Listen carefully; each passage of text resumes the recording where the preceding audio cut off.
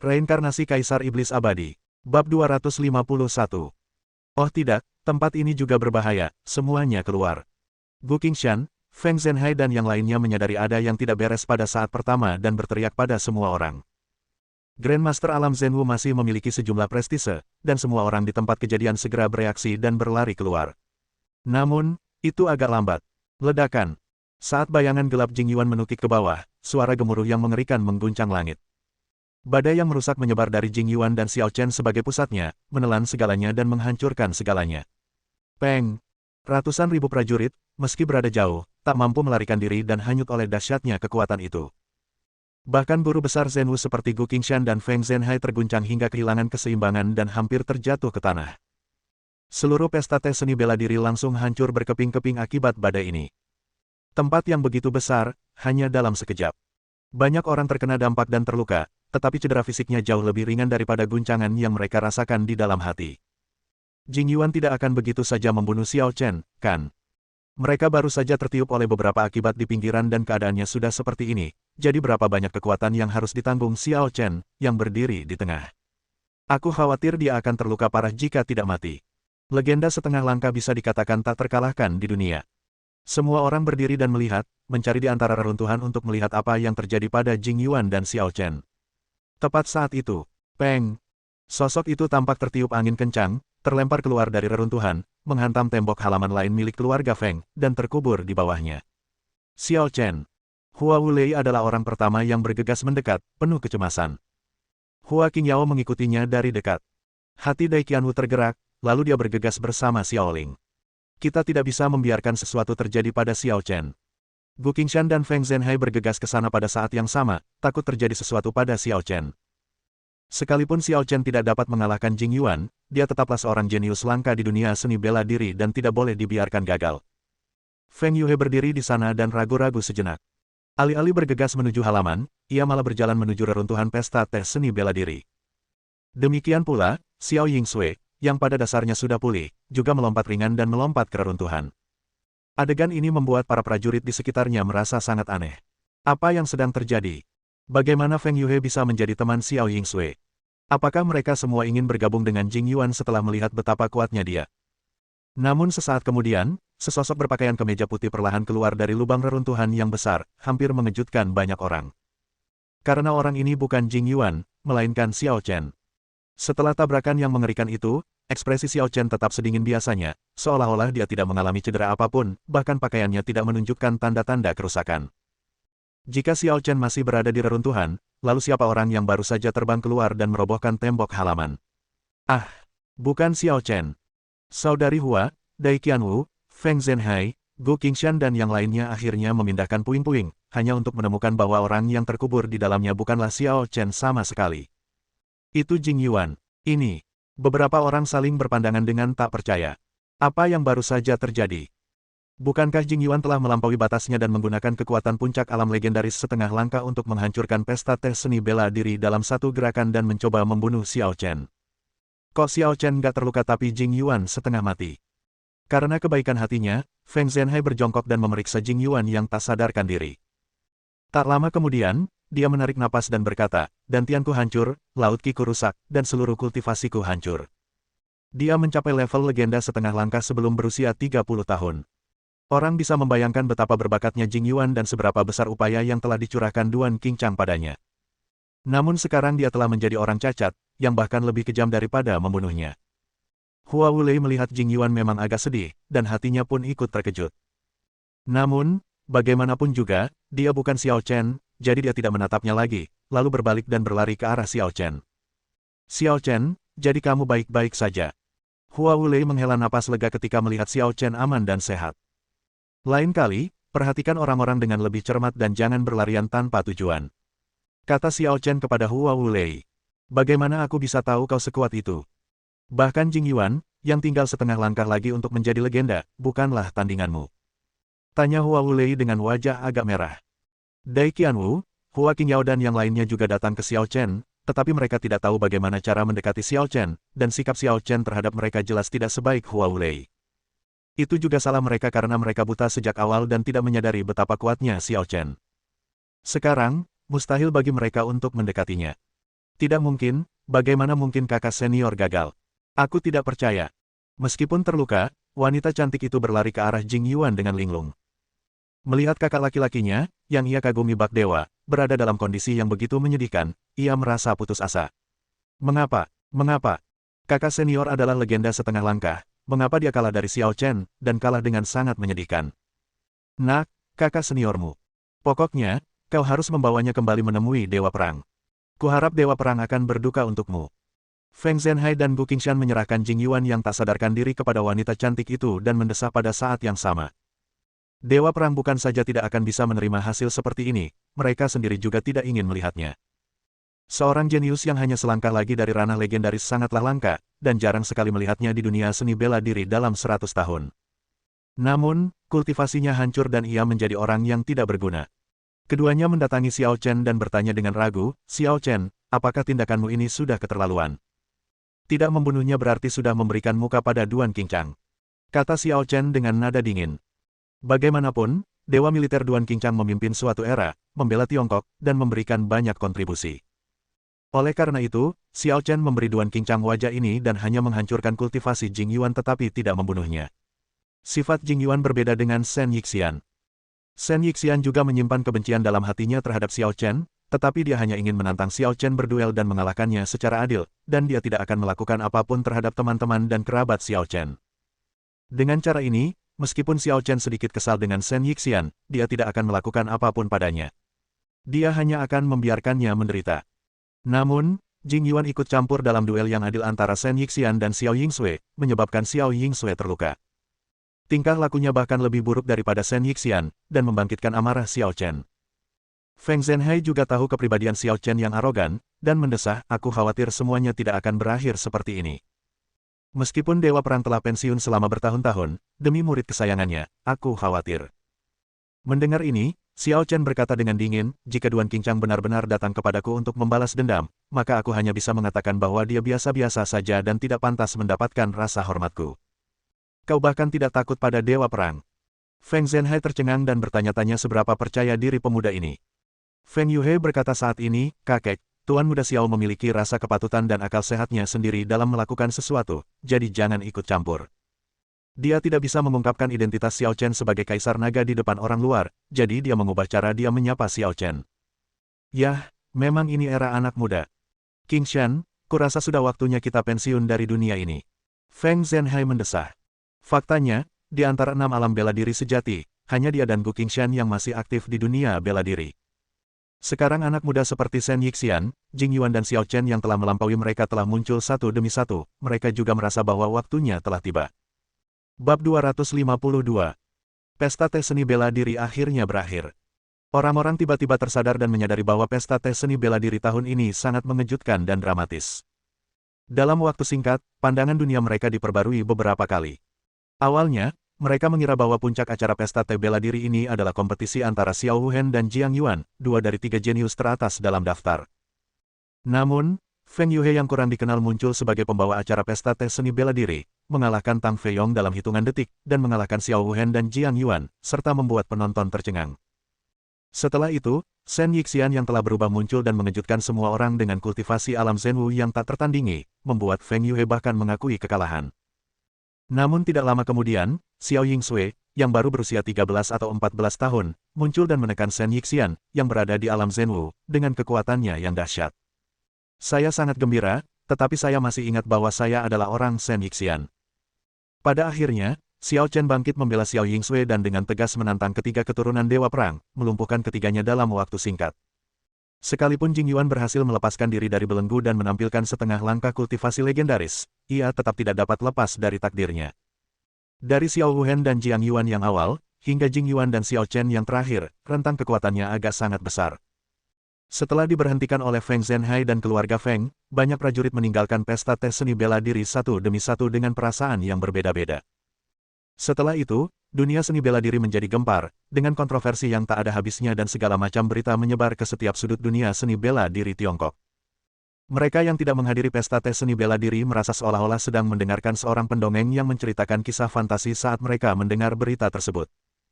Prosesnya sangat berliku-liku dan aneh sehingga banyak orang berkata mereka tidak dapat menerimanya, tetapi mereka harus menerimanya. China memiliki wilayah yang luas dan berbatasan dengan lebih dari selusin negara. Di antaranya adalah negara bernama Bhutan, yang dikenal sebagai Kerajaan Bhutan, yang terletak di barat daya Cina. Malam itu sedingin air, disertai angin sepoi-sepoi yang sejuk. Di perbatasan antara Cina dan Bhutan, batalion condor dari Eagle Group bersembunyi dalam kegelapan, menunggu targetnya muncul. Tian Yu, misi kali ini adalah menangkap 3 bajak laut sungai dan laut yang melarikan diri tahun itu. 10 tahun yang lalu, 3 bandit Jiang Hai melakukan pembunuhan, pembakaran, penjarahan, dan berbagai kejahatan lainnya. Mereka bahkan menghabisi 2 keluarga Jiang Hai dalam semalam, menewaskan lebih dari 100 orang. Mereka sangat brutal. Kemudian, mereka melarikan diri ke Bhutan dan menghilang, menghindari kejaran kelompok Lang. Kali ini kami telah bergabung dengan organisasi resmi Bhutan untuk menyerang dari kedua belah pihak dan memaksa ketiga pencuri Jiang Hai untuk muncul. Kami harus membuat mereka mengakui kejahatan mereka.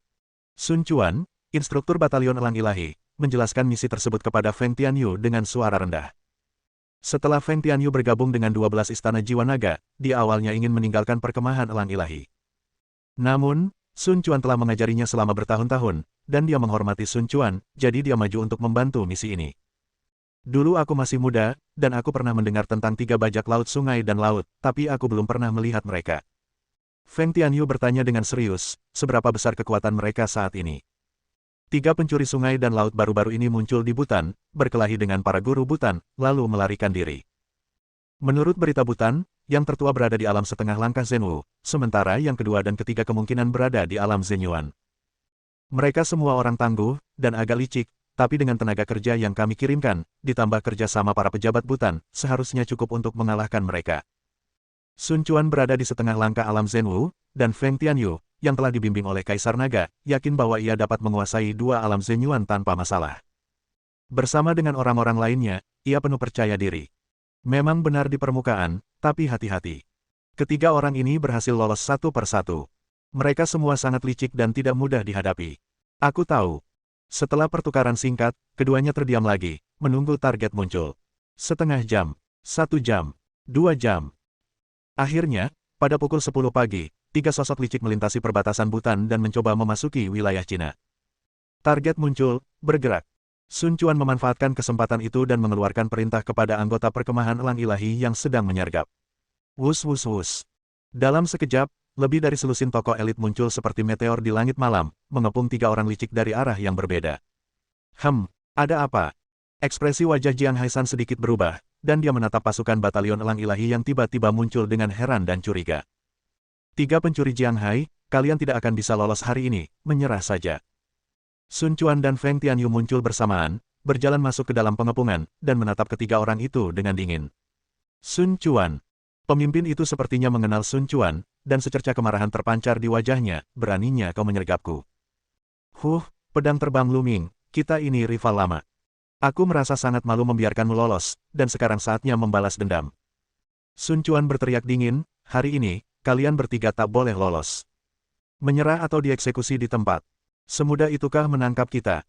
Luming mencibir, 10 tahun yang lalu kau membawa lebih banyak orang daripada hari ini, tapi kita berhasil lolos, kan? Jumlah orang tidak penting, kuncinya adalah kualitas. Kali ini mereka semua adalah anggota elit batalion Condor. Tidak seperti terakhir kali, kalian tidak punya peluang untuk menang. Benarkah? Mata Luming berkilat samar, kalau begitu, sepertinya kita harus melihat sendiri benda aslinya. Tentu saja, mari kita mulai dengan kita berdua. Sun Quan berteriak, dan aura setengah langkah alam bela diri sejati melonjak keluar dan menyerbu ke arah Luming. Dia dan Luming adalah rival lama dan pemimpin kedua belah pihak, dan kekuatan mereka berada pada level yang sama. Kemenangan atau kekalahan mereka dapat secara langsung memengaruhi kemenangan atau kekalahan seluruh tim. Jadi, tidak bisa kalah. Dengan pukulan pertama, lemparkan tanpa ragu dan bertarung dengan tujuan membunuh. Akan tetapi, tepat ketika pukulan kuat itu hendak mengenai Luming, Luming tersenyum dingin dan melambaikan tangannya untuk menangkisnya. Apa? Sun Quan hanya merasakan kekuatan tinjunya menghantam gunung, sedangkan Luming tetap tenang dan kokoh seperti batu, tidak bergerak sama sekali. Haha. Luming tiba-tiba mengubah kehati-hatiannya sebelumnya dan tertawa terbahak-bahak. Sun Quan, 10 tahun yang lalu kalian sudah setengah langkah memasuki alam bela diri sejati. Aku tidak menyangka dalam 10 tahun, kalian belum membuat kemajuan sama sekali. Bagaimana mungkin? Mungkinkah kau telah menembus alam Zhenwu? Sun Quan tampak tak percaya. Bagaimana menurutmu? Lu Ming tertawa dingin, dengan sarkasme yang tak tersamar. Tidak, aku jelas mendapat informasi bahwa kau baru setengah langkah memasuki alam bela diri sejati. Bagaimana mungkin? Sun Quan bingung. Sangat sederhana, karena informasi yang Anda dapatkan memang sengaja kami ungkapkan. Kami tidak tinggal di Butan selama 10 tahun dengan sia-sia, kata Lu Mingyin sambil tersenyum.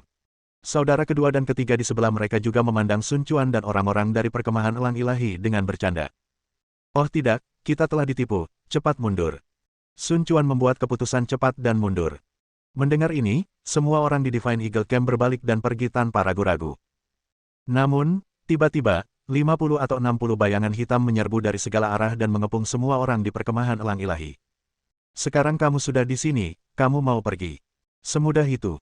Mengikuti kata-kata suram itu, seorang pria berwajah dingin berjubah hitam melangkah maju dan menghalangi jalan Sun Quan dan Feng Tianyu. Mengapa ada begitu banyak orang? Sun Quan menuliskannya. Ini ternyata adalah sebuah jebakan, jebakan yang menyasar Kam Condor mereka. Bab 253. Haha, Sun Quan, aku merasa kasihan padamu. Lu Ming tertawa sinis, menatap Sun Quan, dan berkata, kau pikir aku bersembunyi dari musuh selama 10 tahun terakhir, tanpa melakukan apa-apa? Tidak, aku bergabung dengan kelompok tentara bayaran Disa. Kelompok tentara bayaran iblis bumi. Ekspresi Sun Quan tiba-tiba berubah ketika mendengar nama ini. Ini adalah kelompok tentara bayaran papan atas yang ditakuti oleh semua orang di dunia bawah tanah dan memiliki reputasi hebat. Konon, kelompok tentara bayaran Disa pernah secara terang-terangan menginvasi sebuah negara kecil dan merebut kekuasaan politik di sana. Kemudian, mereka mundur karena tekanan dari negara besar. Ya, saya menjalani kehidupan yang sangat riang selama 10 tahun terakhir, dan kekuatan saya telah meningkat ke ranah Zenwu melalui latihan yang terus-menerus. Dan kau, Sun Quan, kau masih seorang instruktur di Batalion Elang Ilahi. Kau bekerja keras setiap hari, tapi gajimu tak seberapa.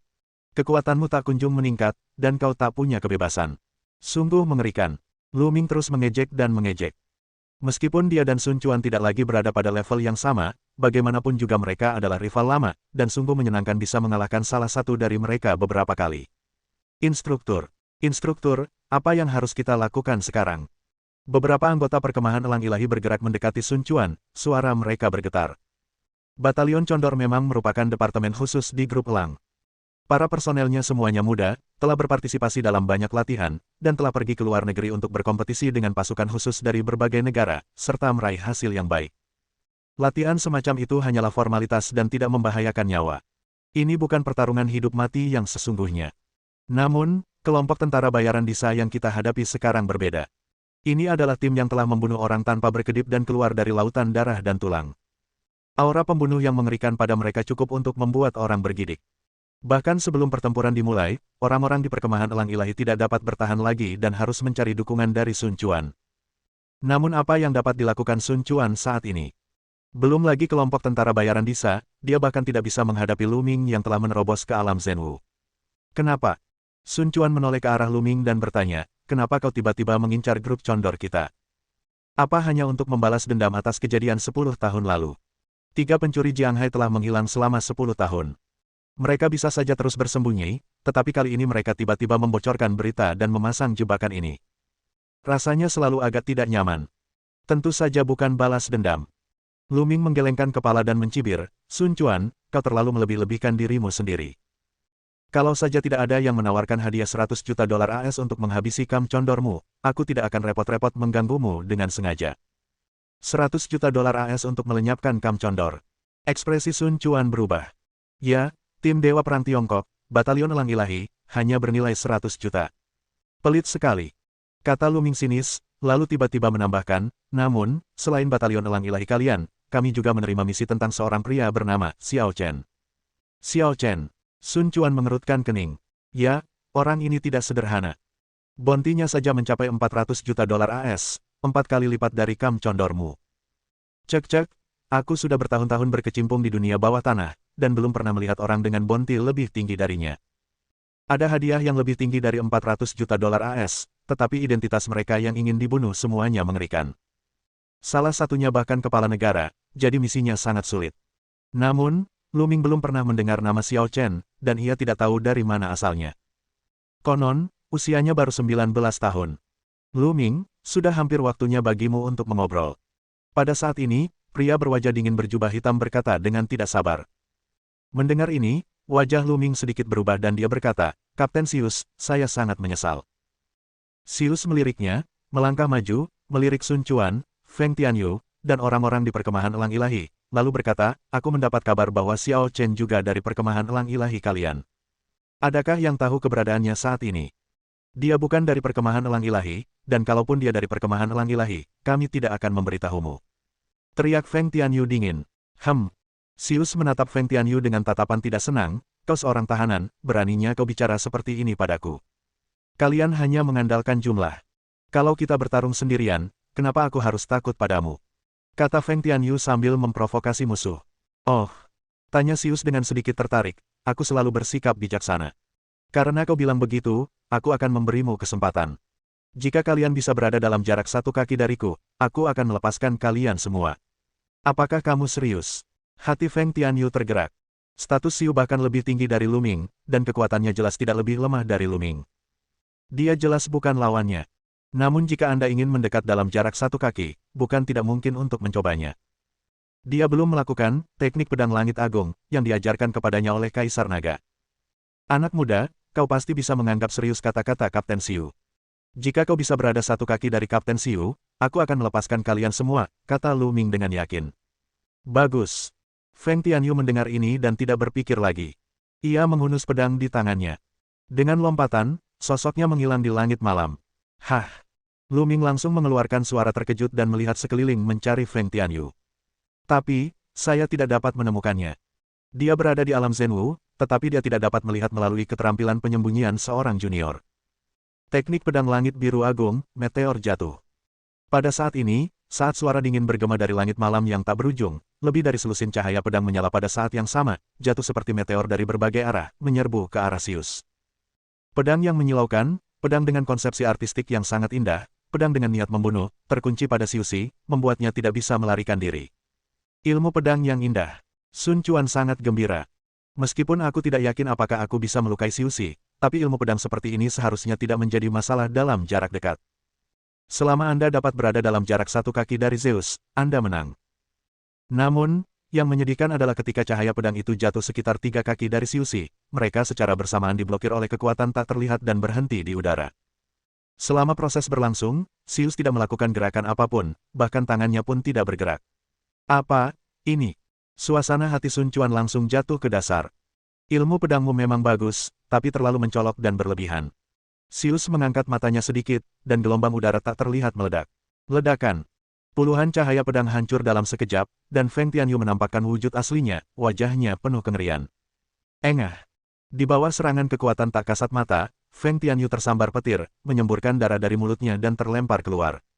Terlalu lemah. Apakah ini kekuatan Kam Condormu? Zeus melangkah maju, sosok rampingnya bersinar seperti iblis yang tak terjangkau, menyebabkan semua orang di perkemahan Condor putus asa dari lubuk hati mereka.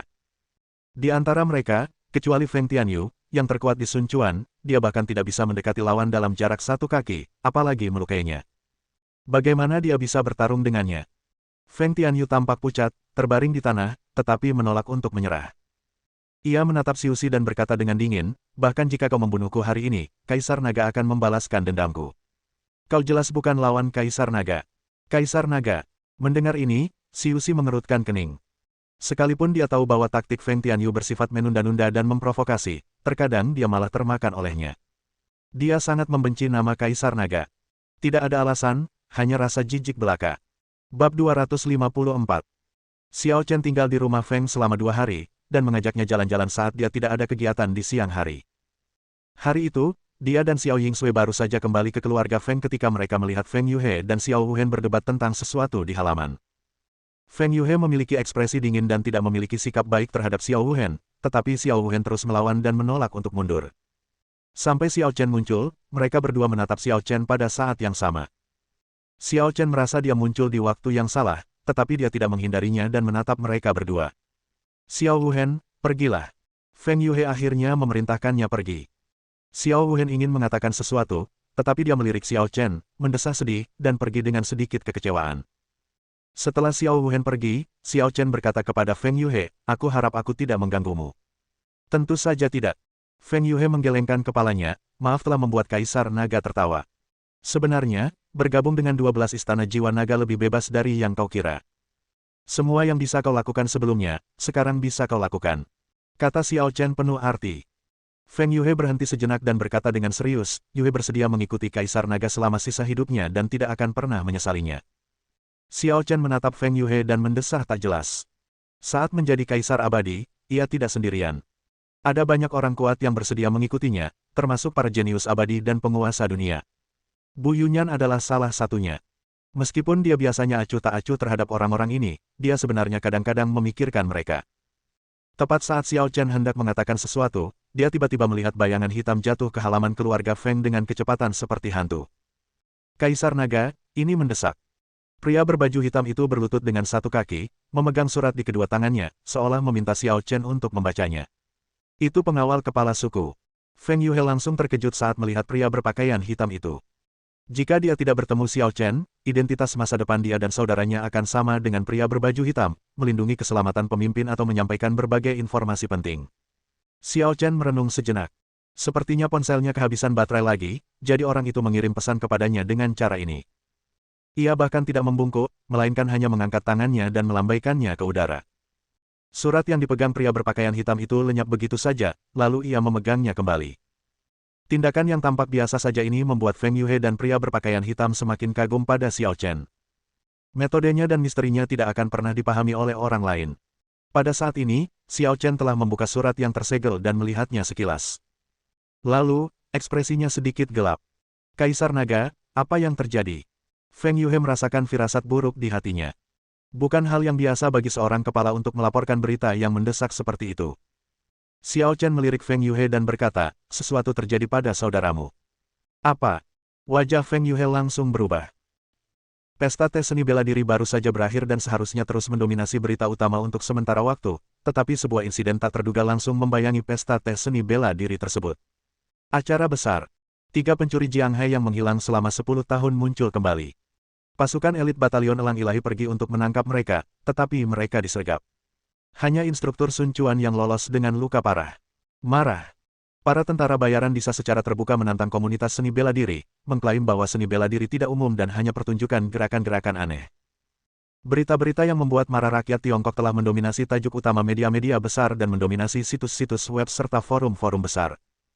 Meskipun ada banyak jenis berita yang berbeda, banyak di antaranya fiktif dan dibesar-besarkan, tidak diragukan lagi bahwa semua berita tidak dapat dipisahkan dari beberapa fakta.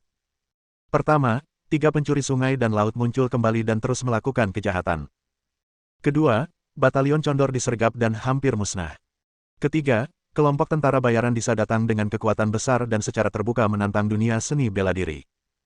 Apa yang terjadi di pesta tes seni bela diri itu tentu saja mengejutkan, tetapi tampak tidak penting dalam menghadapi urusan nasional. Fokus masyarakat Tiongkok tertuju pada perkemahan Elang Ilahi dan kelompok tentara bayaran Disa, yang menyebabkan badai opini publik. 3 pencuri Jianghai yang menghabisi 2 keluarga besar masih bebas. Ya ampun, apa yang telah dilakukan grup elang selama bertahun-tahun ini? Kelompok elang sampah, Kam Condor sampah, mereka hanya membawa malu bagi kita. Organisasi formal seperti itu tidak dapat menangkap 3 pencuri. Jangan lagi mengandalkan Batalion Elang Ilahi. Para tentara bayaran Disa kini menantang komunitas seni bela diri kita. Aku mohon para master seni bela diri untuk datang dan mendukung mereka serta meredam semangat mereka.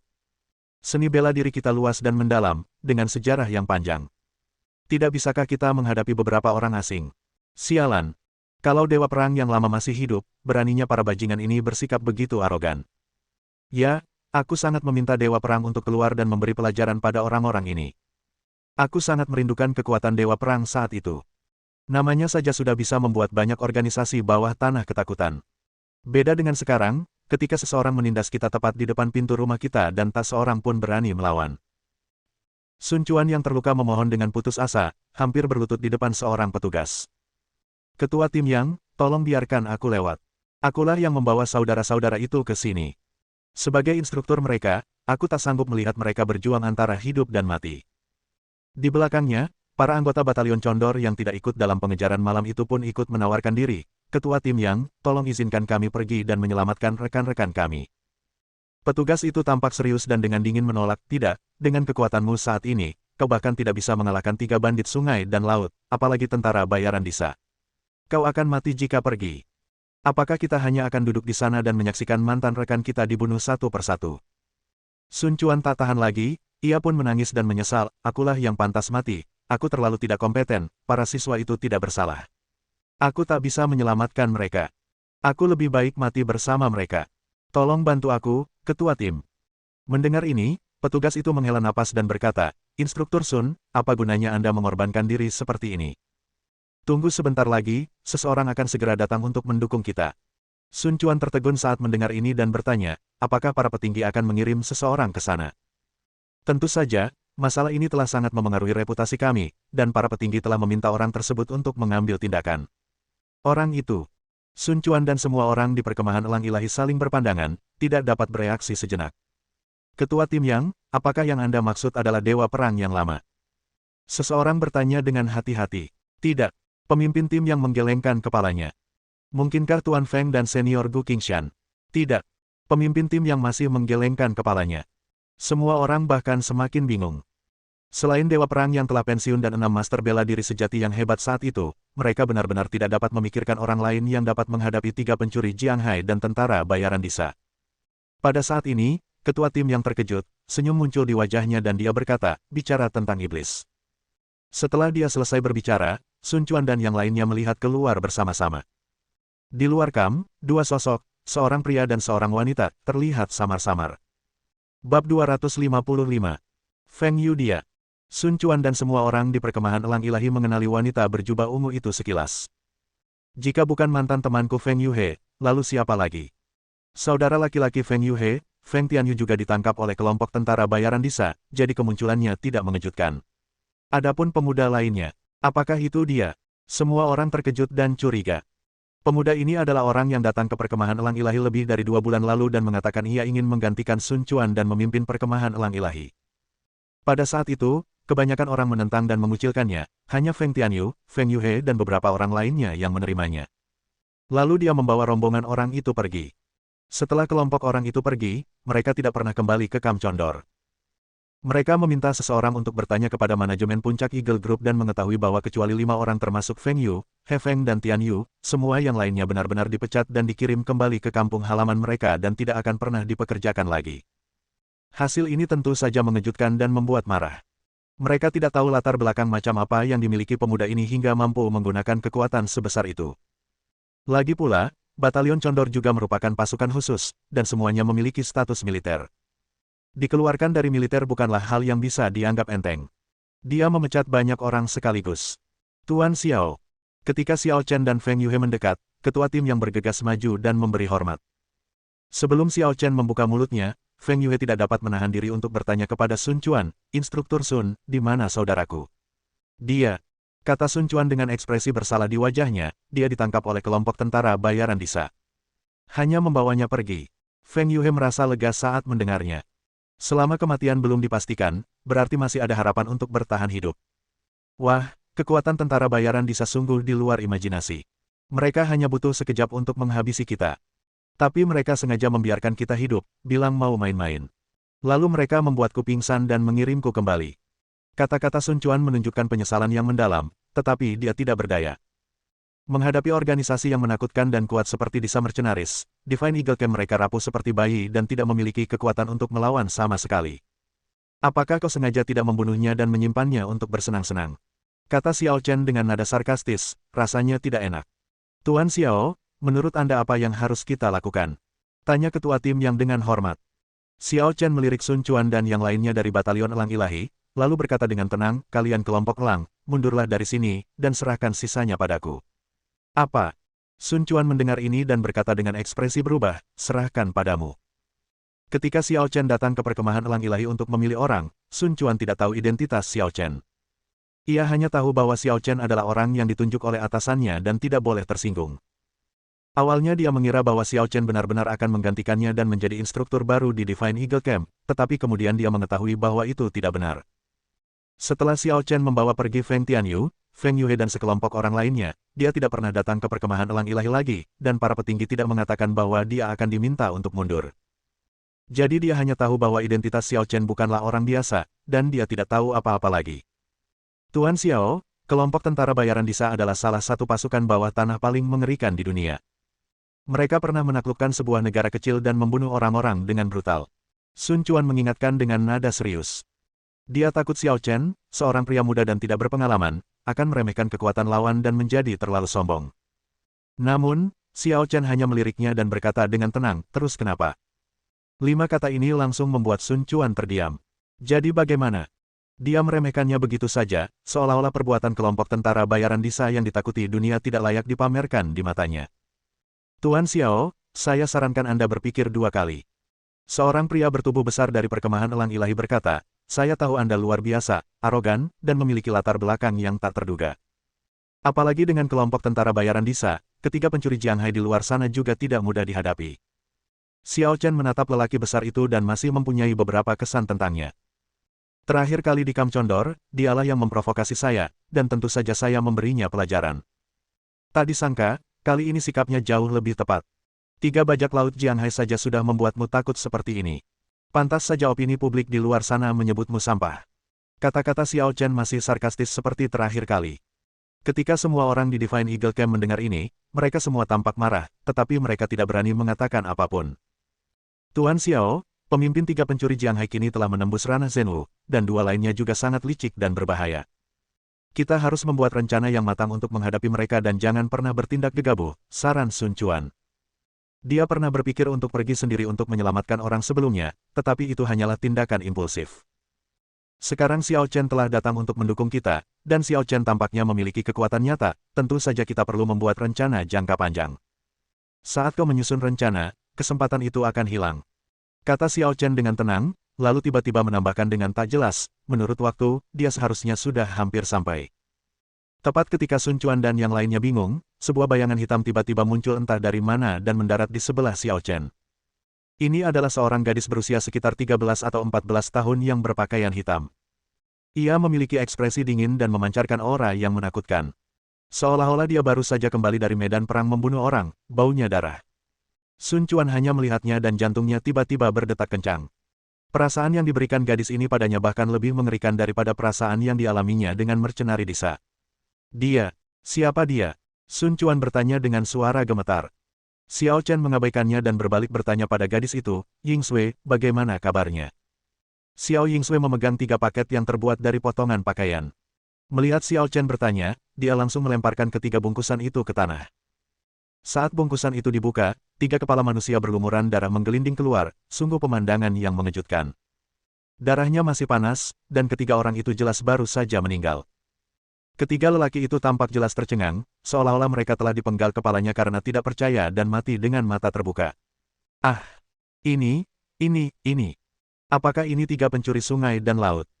Awalnya, Sun Quan terkejut mengapa Xiao Yingsui membawa pulang 3 kepala, tetapi ketika ia menemukan wajah-wajah yang dikenalnya terpantul di ketiga kepala itu, ia langsung terkejut.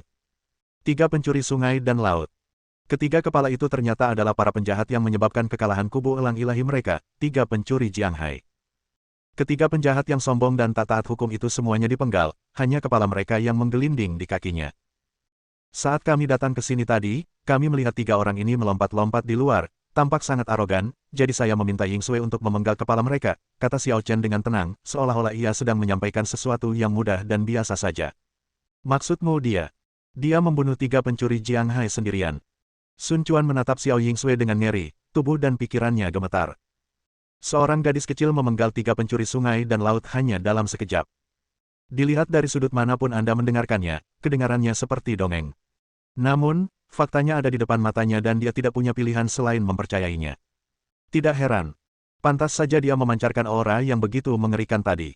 Pasti niat membunuhnya saat membunuh 3 pencuri dari sungai dan laut belum hilang. Gadis yang mengerikan. Bab 256. Di hutan Butan, permainan kejar-kejaran hidup dan mati sedang berlangsung. Malam itu, kelompok tentara bayaran Disa tidak menghabisi penduduk perkemahan elang ilahi. Mereka hanya menangkap dan melemparkan mereka ke hutan, membiarkan mereka melarikan diri. Para anggota kelompok tentara bayaran Disa memulai permainan kucing-kucingan. "Tidak, aku tidak bisa lari lagi." Seorang anggota muda Kamp Condor terjatuh ke tanah dalam keadaan kelelahan, keringat bercucuran di sekujur tubuhnya seperti air terjun dan terengah-engah. Padahal luka-luka di sekujur tubuhnya tidak banyak, namun berlari 2 hari 2 malam terus-menerus dengan dibayangi rasa takut akan kematian, membuat syarafnya tegang dan kelelahan fisik maupun mental. Kewei, kamu tidak bisa istirahat, cepat bangun. Benar sekali, tentara bayaran Disa akan segera menyusul. 2 orang temannya datang dan mencoba menariknya berdiri. Kewei menggelengkan kepalanya dan menolak, tidak, kalian saja yang lari, aku benar-benar tidak bisa lari lagi. Kami bertiga biasanya sahabat. Bagaimana mungkin kami meninggalkanmu sendirian? Salah satu dari mereka menasihati. Tidakkah kau lihat bahwa rekan-rekan yang tertinggal dan tertangkap dibunuh secara brutal satu persatu? Orang lain juga berkata dengan cemas, ya, orang-orang itu kejam. Mereka tidak akan membunuhmu sekaligus. Begitu tertangkap, mereka akan menyiksamu perlahan-lahan. Pertama, mereka akan memotong tangan dan kakimu, lalu mereka akan mencabut urat dan mengulitimu. Setelah mendengar apa yang dikatakan keduanya, Kewei ketakutan dan tampak memiliki motivasi untuk terus berlari.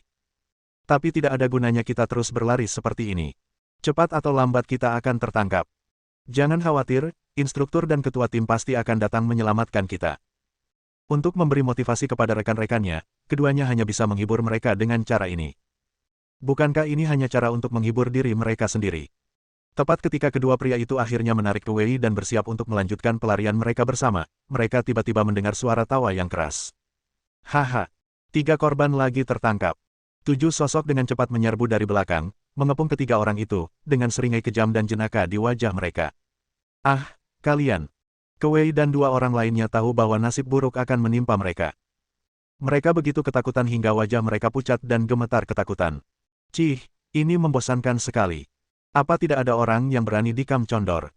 Kata seorang anggota kelompok tentara bayaran Disa dengan nada meremehkan. Beberapa gelombang orang yang kita bunuh sebelumnya begitu ketakutan sampai-sampai mereka hampir mati setelah sedikit ketakutan. Beberapa bahkan berlutut dan memohon belas kasihan. Mereka benar-benar pecundang. Ketiganya hampir sama saja. Lihat betapa pengecutnya mereka. Mereka bahkan tidak bisa berdiri tegak. Seorang pria berdarah dingin dengan 3 garis horizontal terlukis di wajahnya mencibir. Ngomong-ngomong, hanya ada sekitar 17 atau 18 orang di batalion Condor. Berapa banyak yang sudah kita bunuh dalam 2 hari terakhir? Kira-kira begitulah. Mungkin hanya 3 orang ini yang tersisa. Kewei dan 2 orang lainnya dipenuhi rasa takut. Dari rekan-rekan mereka di Kamp Condor, hanya 3 yang tersisa. Aku akan melawanmu. Seolah-olah tiba-tiba kehilangan akal sehatnya, Kewei, yang paling takut pada kematian, menjadi marah dan menyerbu ke arah salah satu pria pendek itu. Akan tetapi, tatapan mata lelaki pendek itu berubah dingin, dan sebuah belati muncul entah dari mana di tangannya, menebas ke arah dada Kewei. Tertawa. Darah berceceran saat sepotong daging di dada Kewei terkikis. Ah, dasar setan. Rasa sakit yang hebat di sekujur tubuhnya membuat Kewei kembali merasakan ketakutan yang tak berujung. Setan-setan ini tidak akan membunuh manusia secara langsung, tetapi akan menyiksa mereka sampai mati sedikit demi sedikit. Saya tidak tahu berapa banyak penderitaan yang dialami rekan-rekan di depan sebelum mereka dibebaskan. Monyet kurus, kurasa kita lupakan saja. Kita sudah bosan bermain-main dengan beberapa gelombang sebelumnya, jadi ayo kita selesaikan 3 gelombang terakhir ini dengan cepat. Seorang pria berambut panjang tiba-tiba berkata. Mendengar itu, pria pendek itu mengangguk setuju dan berkata, memang agak membosankan, tak apa, kuserahkan saja padamu. Aku suka pekerjaan yang rumit, dan aku tidak tertarik pada pekerjaan kasar seperti membunuh orang. Setelah berkata demikian, dia menyingkirkan belati itu dan minggir. Hei, kalau begitu aku akan memberi mereka tumpangan. Seorang lelaki tegap dengan tinggi lebih dari 2 meter, setinggi gunung, melangkah maju dan menyeringai. Kewei dan 2 orang lainnya tampak begitu lemah dan menyedihkan di hadapannya sehingga mereka bahkan tidak punya keberanian untuk melawan. Apakah kita benar-benar akan mati di sini? Melihat lelaki kekar itu mengangkat tangannya yang besar, mereka bertiga memejamkan mata dengan putus asa. Namun di saat genting itu, seberkas cahaya pedang berwarna merah tiba-tiba muncul di kejauhan, menerobos kehampaan dan menyambar ke arah mereka. Tidak, minggir. Para anggota kelompok tentara bayaran Disa hidup antara hidup dan mati sepanjang tahun. Mereka sangat peka terhadap bahaya dan kematian serta memiliki tingkat kewaspadaan yang tinggi, sehingga merekalah yang pertama kali menemukan cahaya pedang. Tapi, sudah terlambat. Memanggil. Cahaya pedang itu tiba seketika, dan pria kuat setinggi 2 meter itu tak mampu bereaksi tepat waktu dan tergores oleh cahaya pedang tersebut. Tubuhnya yang besar terbelah 2 dan ia tewas di tempat. Sialan, siapa itu? Anggota kelompok tentara bayaran Disa yang tersisa terkejut dan marah. Beraninya seseorang menyerang dan membunuh mereka di wilayah mereka sendiri. Setelah diinterogasi, tak seorang pun muncul, namun sebilah pedang iblis berwarna merah tua melayang ke arah mereka, bergetar, dan menusuk ke tanah tak jauh dari mereka. Pisau. Beberapa orang terkejut dan melangkah maju bersama-sama. Apa yang misterius tentang ini? Pria pendek itu merasakan gelombang kemarahan di hatinya dan mengulurkan tangan untuk mencengkeram gagang pisau. Namun, saat mereka bersentuhan, yang terlihat hanyalah kilatan cahaya iblis, dan kekuatan iblis yang mengerikan menyerbu tubuh. Ledakan. Adegan itu sungguh mengejutkan. Pria pendek itu meledak dan tewas di tempat. Ah! Melihat itu, semua orang yang tersisa mundur ketakutan, menatap pedang iblis itu dengan tak percaya. Pria pendek itu cukup kuat dan dapat menduduki peringkat tengah dalam kelompok tentara bayaran Disa. Namun baru saja ia menyentuh gagang pisau itu pelan, tubuhnya langsung meledak. Ini jelas merupakan senjata langka dan mematikan di dunia. Namun, sekuat apapun senjata, ia tidak akan membunuh orang dengan sendirinya. Ia harus memiliki pemiliknya.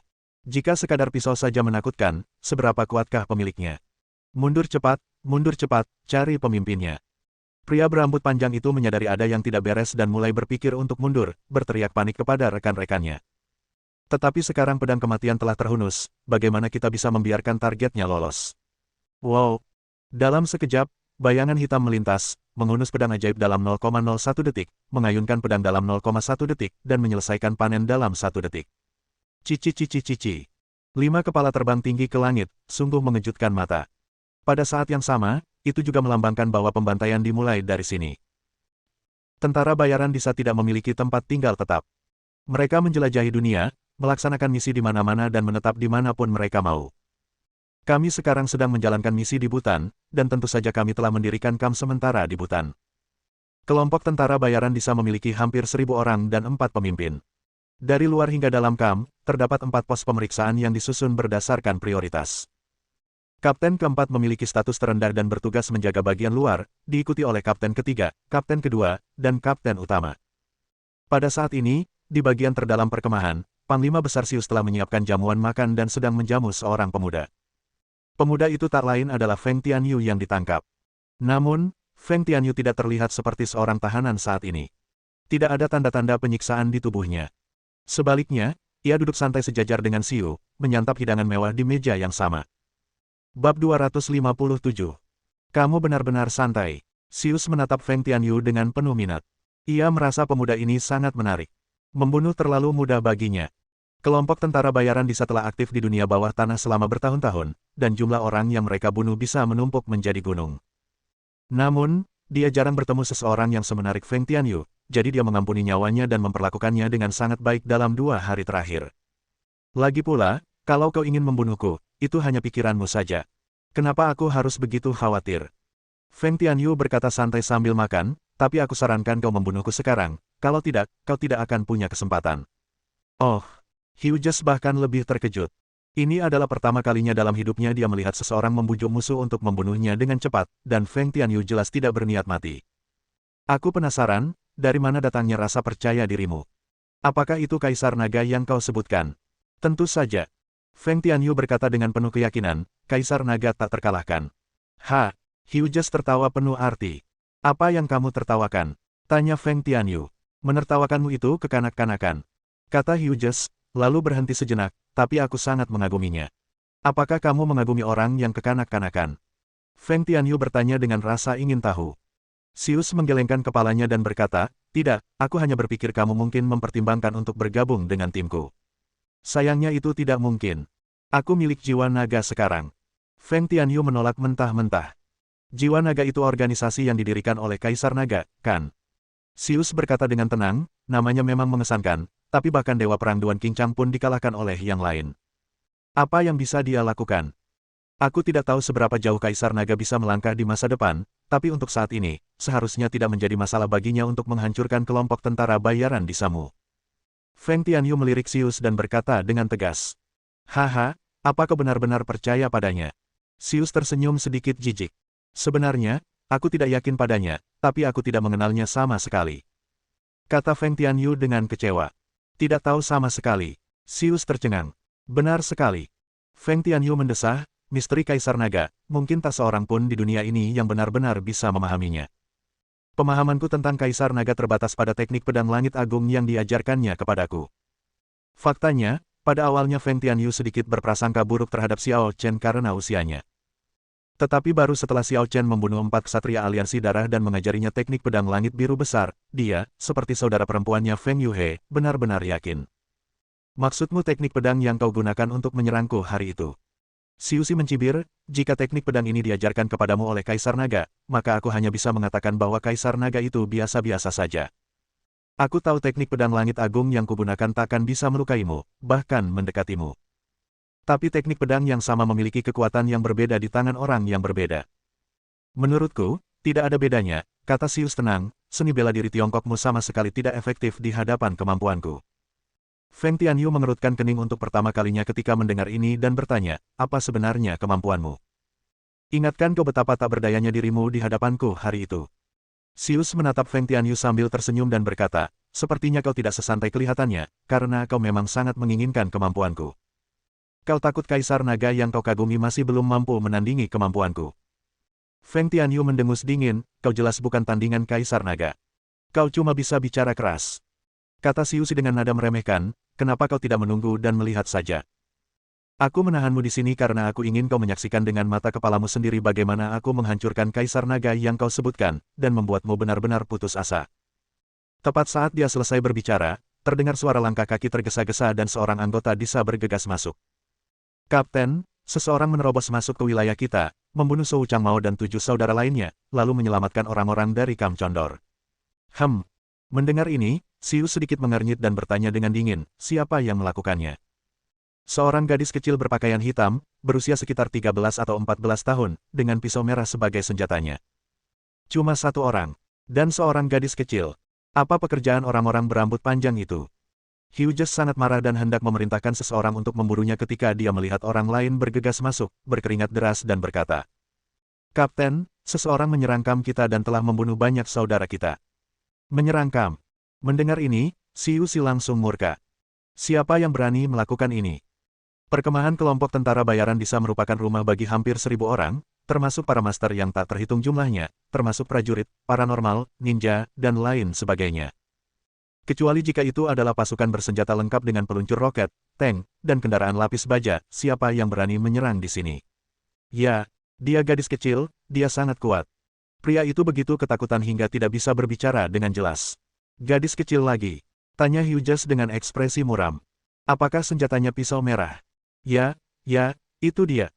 Kata pria itu, tapi komandan resimen keempat pergi berperang sendiri, jadi dia seharusnya.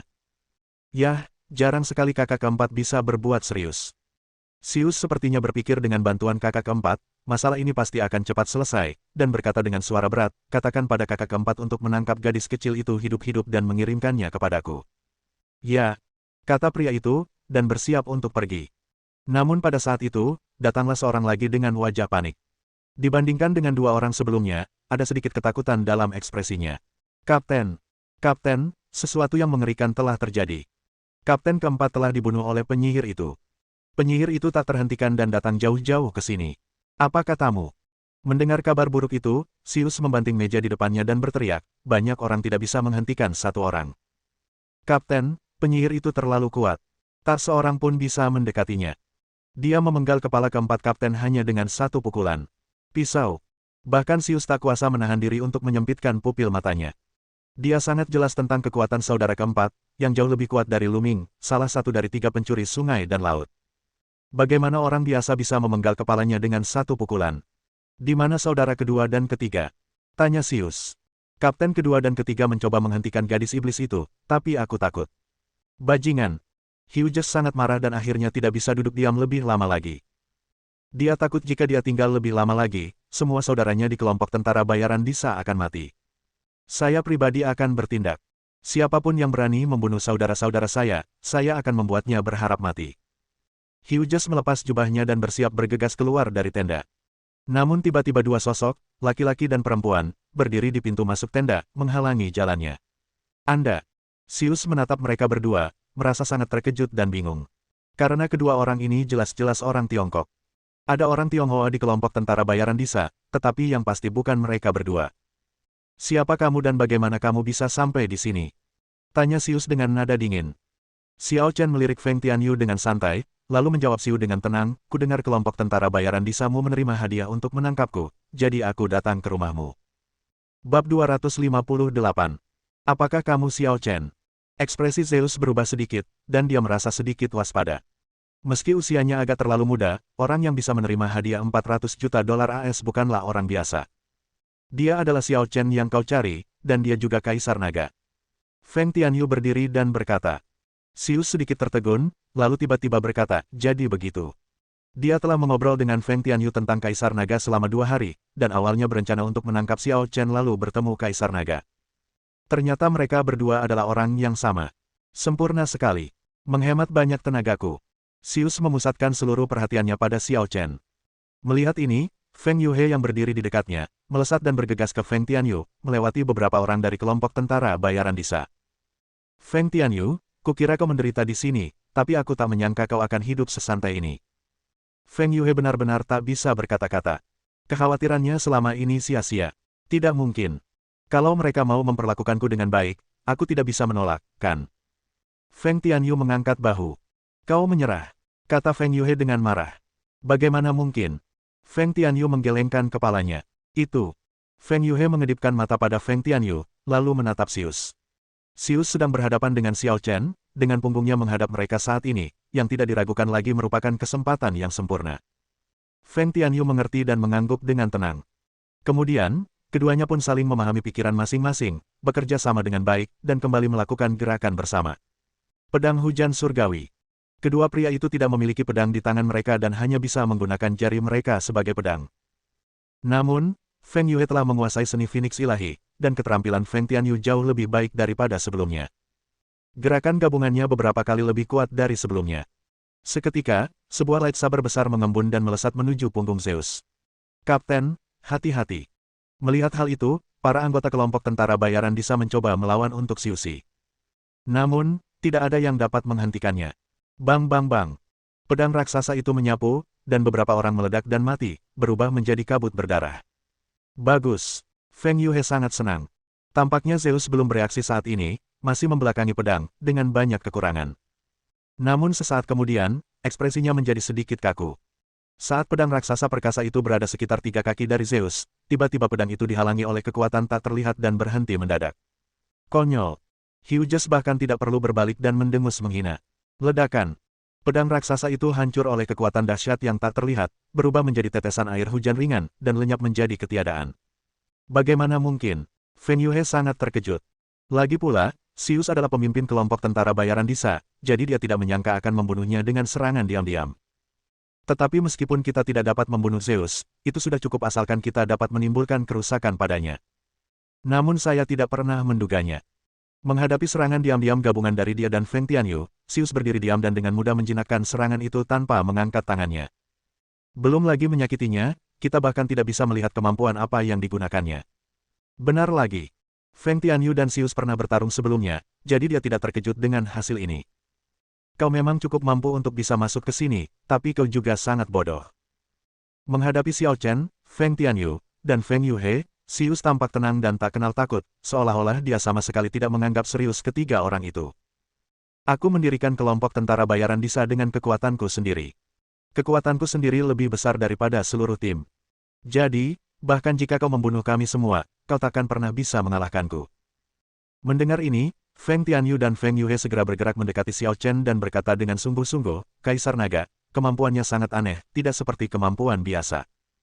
Di antara mereka yang memiliki kekuatan khusus yang paling umum adalah kekuatan atribut, yaitu angin, api, guntur, air, dan sebagainya. Namun kemampuan Zeus jelas tidak termasuk dalam kategori ini. Sekalipun istimewa, itu hanyalah kekuatan super. Tidak perlu takut. Mundur saja. Perintah Xiao Chen kepada mereka berdua, lalu ia melangkah maju untuk menghadapi Xiu. Apakah kau akan menghadapiku sendirian?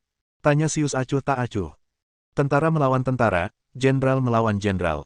Mereka semua tampil sangat baik. Sebagai pemimpin, tentu saja aku tidak bisa diam saja. Kata Xiao Chen dengan suara tenang. Hehe, kalau begitu, coba kulihat apa yang membuatmu yakin menyebut dirimu Kaisar Naga. Ejek Zeus. Tentu saja.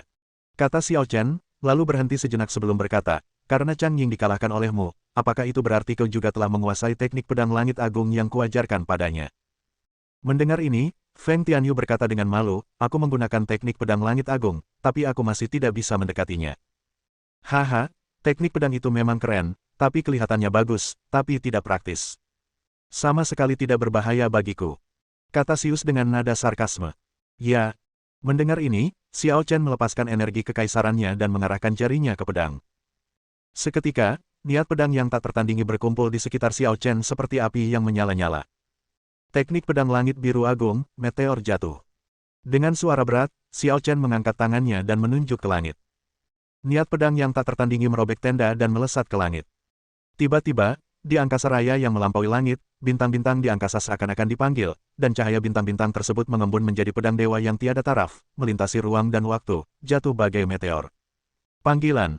Pedang bintang, yang membawa kekuatan langit dan bumi, tidak ada habisnya dan turun ke bumi dalam sekejap.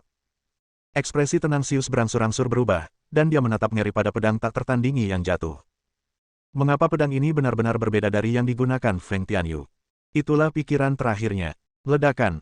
Pedang bintang jatuh dan menciptakan lubang besar sedalam lebih dari 10 kaki di tanah. Adapun Zeus, dia telah menghilang ke dalam lubang besar yang gelap, tanpa jejak tubuhnya yang tersisa. Kemampuan tolak macam apa itu? Sama sekali tidak berguna di hadapan pedang ini. Di samping mereka, Feng Tianyu dan Feng Yuhe membuka mulut mereka karena terkejut.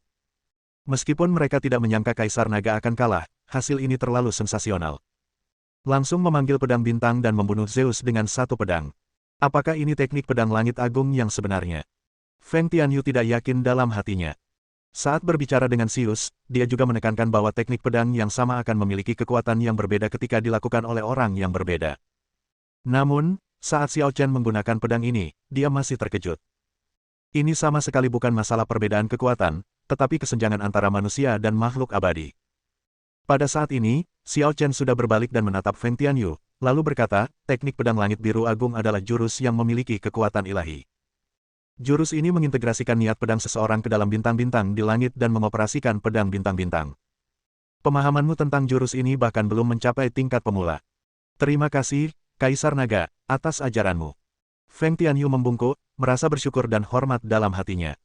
Xiao Chen bersedia mengajarinya keterampilan sihir semacam ini, jadi apa alasannya untuk tidak bekerja keras? Xiao Chen mengangguk acuh tak acuh.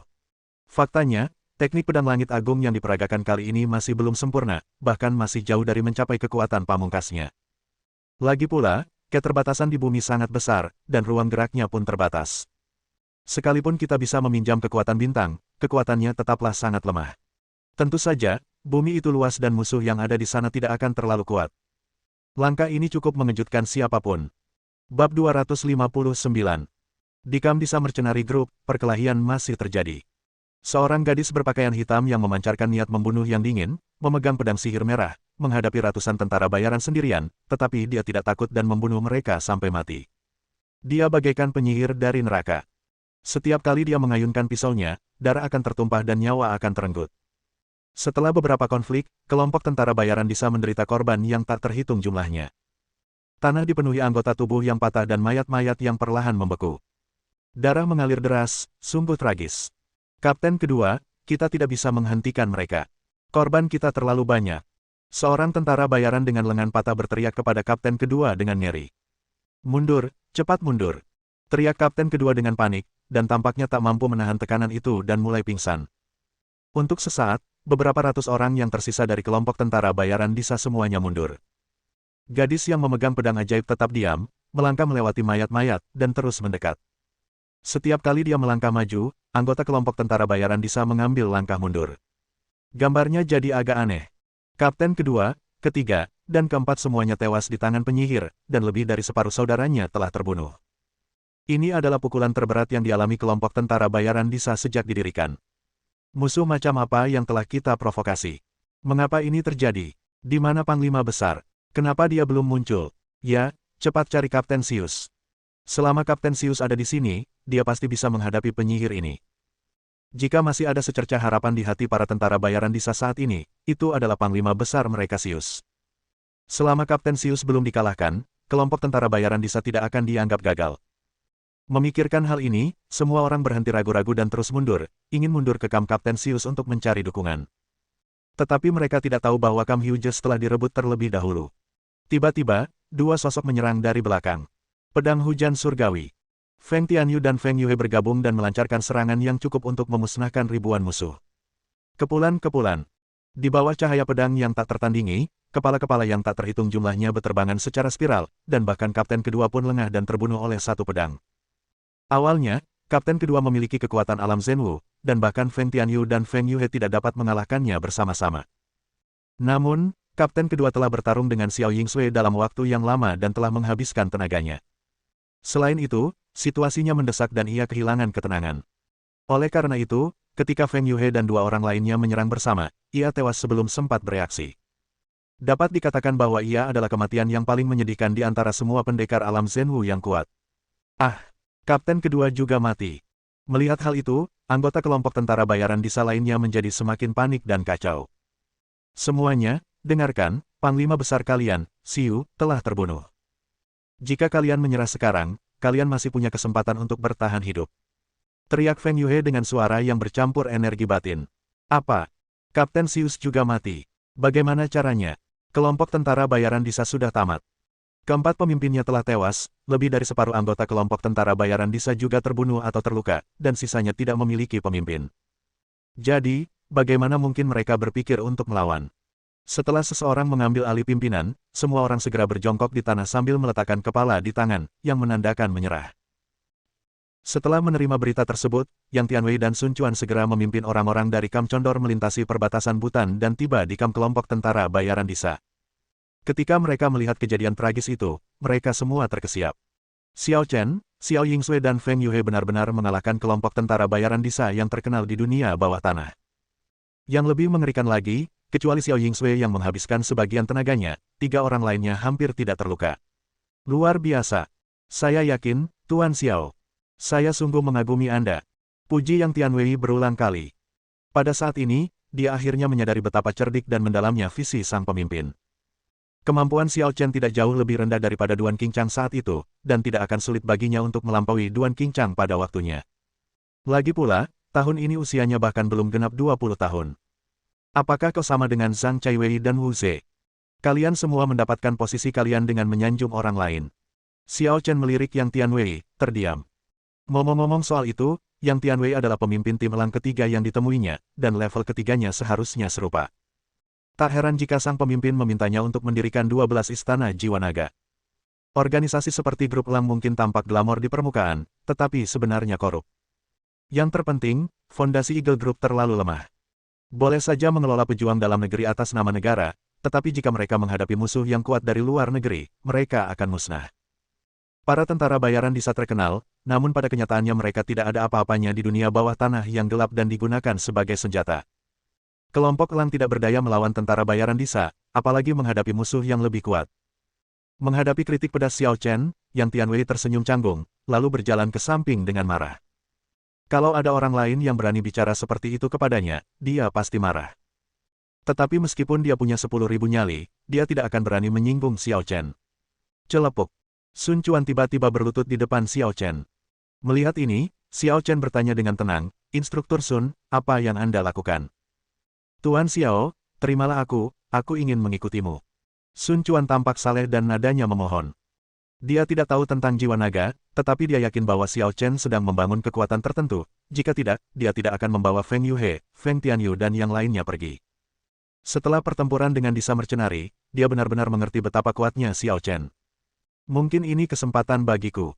Kamu bangun duluan," kata Xiao Chen tanpa komentar. "Ya." Sun Quan berdiri dengan hormat di samping, menunggu jawaban Xiao Chen. "Kau adalah instruktur Kam Condor. Aku bisa memberimu kesempatan."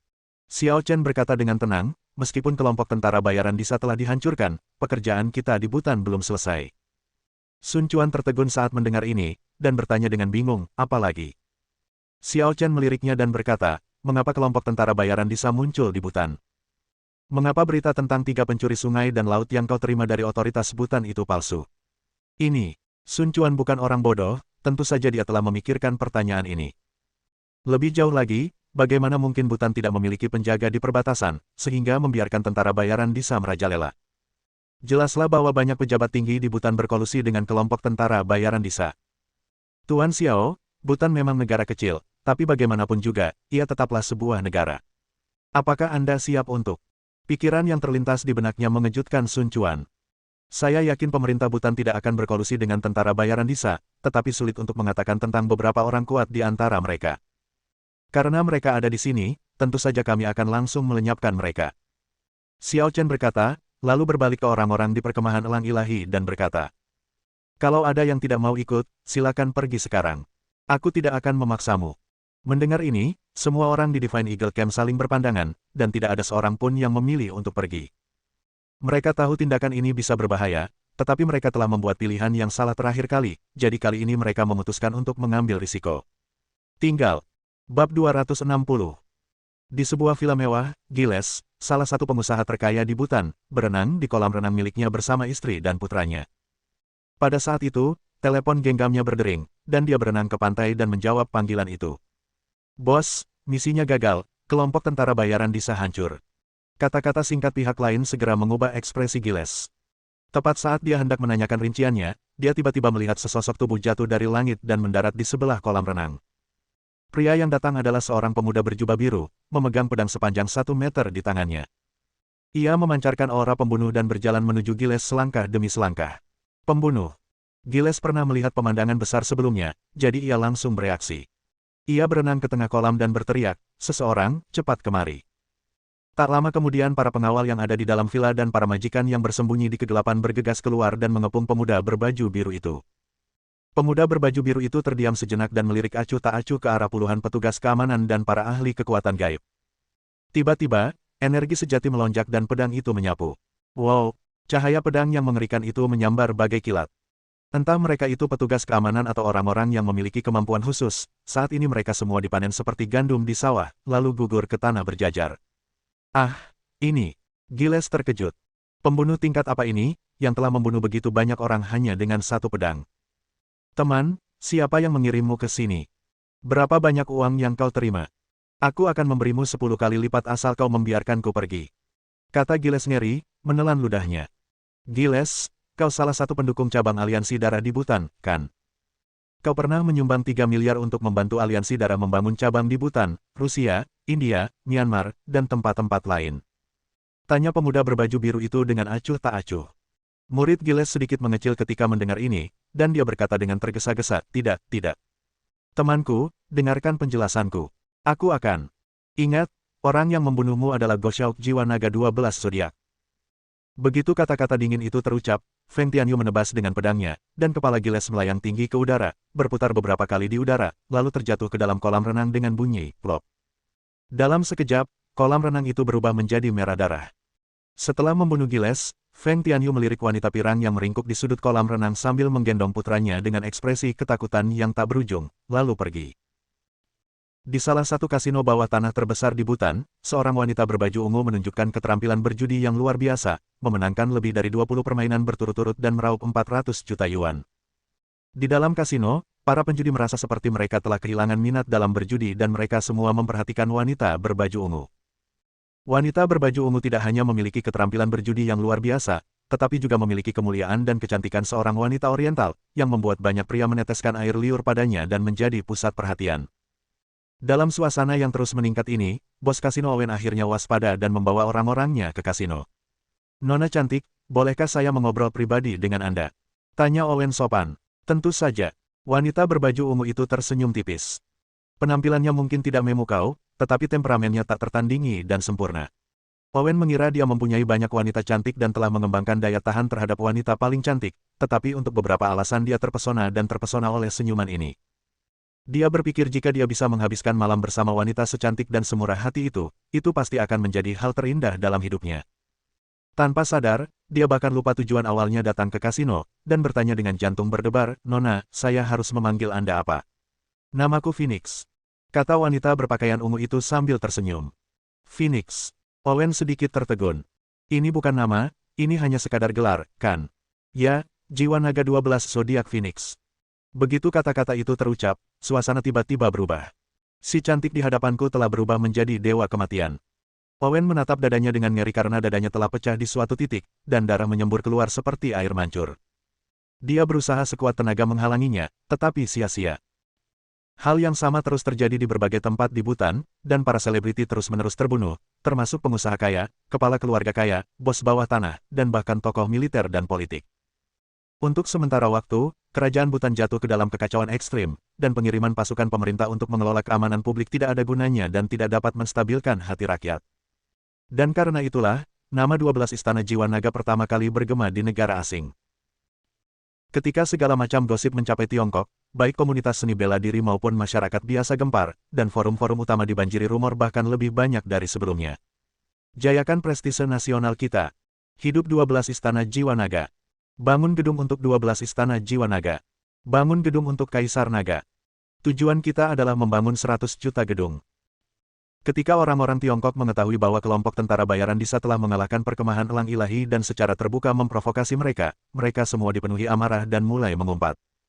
Namun di saat genting ini, 12 istana jiwa naga muncul dengan cara yang paling misterius dan dahsyat, dengan mudahnya memusnahkan kelompok tentara bayaran Disa. Hal ini membuat rakyat Tiongkok heboh. Mereka menganggap bahwa istana 12 jiwa naga merupakan senjata nasional, organisasi jagoan, dan senjata rahasia, dan mereka bersorak keras untuk itu serta merasa terhormat dan bangga karenanya. Hanya dengan pertempuran ini saja, status 12 istana jiwa naga mencapai ketinggian yang belum pernah terjadi sebelumnya. Orang-orang mulai merindukan dan berfantasi tentang 12 istana jiwa naga. Terlalu kuat. Aku tak pernah menyangka Tiongkok punya kartu truf sekuat itu. Hidup Tiongkok. Pemimpin 12 istana jiwa naga adalah Kaisar Naga, yang membunuh Siuxi, yang berada di peringkat 30 teratas daftar hitam bawah tanah, dalam satu gerakan. Aku penasaran, orang macam apa Kaisar Naga itu? Kok bisa sekuat itu? Kaisar Naga bukanlah manusia, melainkan inkarnasi dari Dewa Naga Tiongkok kuno. Dia adalah dewa sejati. Bagaimana mungkin manusia biasa mampu menandingi kekuatan dewa? Kaisar Naga adalah dewa. Saya tidak tahu apakah Kaisar Naga adalah dewa, tetapi dia jelas merupakan santo pelindung Tiongkok. Ya, seperti dewa perang. Mungkinkah Kaisar Naga adalah dewa perang? Itu mungkin. Padahal pada saat itu masyarakat belum mengenal sama sekali istana 12 jiwa naga dan hanya mengandalkan imajinasinya saja untuk membentuk gambarannya. Saat orang-orang mengikuti kerumunan, badai opini publik pun meletus di internet. Banyak pernyataan absurd justru dianggap sebagai fakta dan dicari oleh banyak orang. Namun entah benar atau salah, 12 istana jiwa naga telah menjadi organisasi suci di benak masyarakat. Bersambung.